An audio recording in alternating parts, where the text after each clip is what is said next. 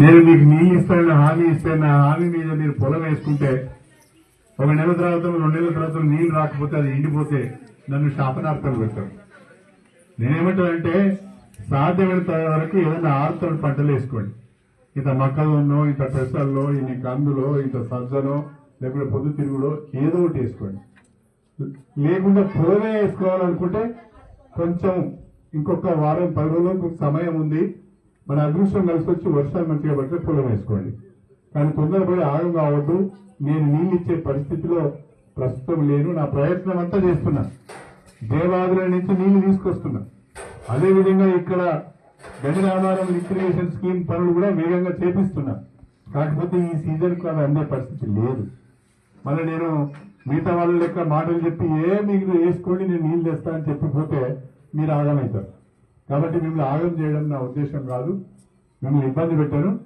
ఏది ఏమైనా కూడా ఎంత మేరకు అయితే అంత మేరకు నీరు అందించే ప్రయత్నం చేస్తాను. కానీ మీరు కూడా ఆలోచించి పంటలు వేసుకోవాలని చెప్పి కోరుకుంటూ మా మధ్యలో గ్రామ ప్రజలందరికీ మరొకసారి నమస్కారం చెప్పుకుంటూ 10 సంవత్సరాల బీఆర్ఎస్ ప్రభుత్వంలో అవినీతి ద్వారా 1400 కోట్ల రూపాయలు బీఆర్ఎస్ తన బ్యాంకులలో డిపాజిట్ చేసుకున్నది. ఆ సొమ్మును ఉద్యమకారులకు ఇవ్వాలని చెప్తున్నారు. అదేవిధంగా సాగునీటి పారుదల శాఖ మంత్రిగా పనిచేసిన హరీష్ రావు 100 కోట్ల రూపాయలు దోచుకున్నాడు. ఆయన అవినీతిని బయటపెట్టాలి. ఆయన వల్లనే ఇలా కాళేశ్వరం ప్రాజెక్టు కుంగిపోయిందని కవిత చెప్తున్నది. కడియం శ్రీయర్ చెప్పడం లేదు. మీ కుటుంబ సభ్యురాలే మీ మీద తీవ్రమైన అవినీతి ఆరోపణలు చేస్తున్నారు. దానికి సమాధానం చెప్పకుండా మా మీద విరుచుకబడుతున్నారు.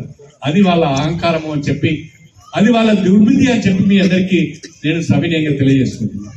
మీ అందరినీ కోరేది ఒకటే, గతంలో ఉన్న ప్రభుత్వం ఏ రకంగా పనిచేసింది, ప్రస్తుతం ఉన్న ప్రభుత్వం ఏ రకంగా పనిచేస్తున్నది, గతంలో ఉన్న ఎమ్మెల్యే ఏ రకంగా పనిచేసాడు, తన చిల్లర పనుల ద్వారా చిలిపి చేష్టల ద్వారా మనకి ఏ రకంగా తలవంపులు తెచ్చి నేను మీకు నీళ్ళు ఇస్తానని హామీ ఇస్తే నా హామీ మీద మీరు పొలం వేసుకుంటే ఒక నెల తర్వాత 2 నెలల తర్వాత నీళ్లు రాకపోతే అది ఎండిపోతే నన్ను శాపనార్థాలు పెడతారు.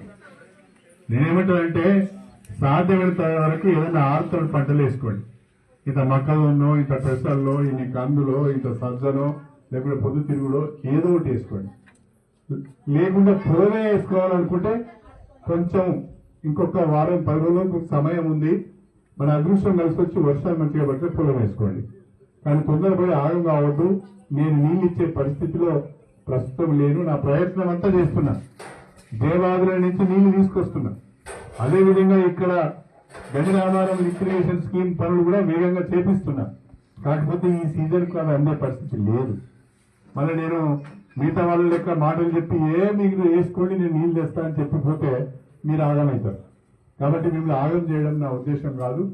మిమ్మల్ని ఇబ్బంది పెట్టాను. ఏది ఏమైనా కూడా ఎంత మేరకు అయితే అంత మేరకు నీరు అందించే ప్రయత్నం చేస్తాను. కానీ మీరు కూడా ఆలోచించి పంటలు వేసుకోవాలి.